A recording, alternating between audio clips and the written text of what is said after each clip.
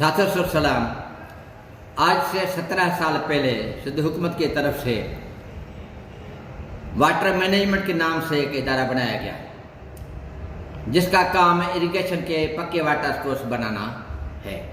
इस इदारे में 643 मुलाजिम डेली वेजेस पे काम कर रहे हैं, जिनकी माहवा तनख्वाह 25,000 रुपये दी जा रही है।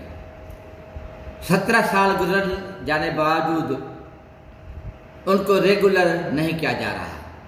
मुलाजमिन की पुरजोर एहतजाज के बाद सिंध के फिनांस डिपार्टमेंट ने SNE शेड्यूल मंजूर करने के बावजूद इस पर अमल दरामद नहीं कर रहा है और उस पर सिंध हुकूमत टाल मटोल कर रही है।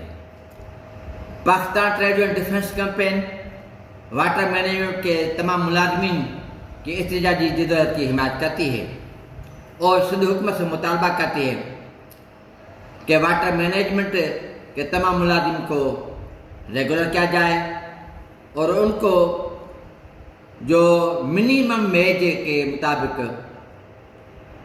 32,000 जो हुकूमत ने ऐलान किया है, कम से कम वो वेज दी जाए।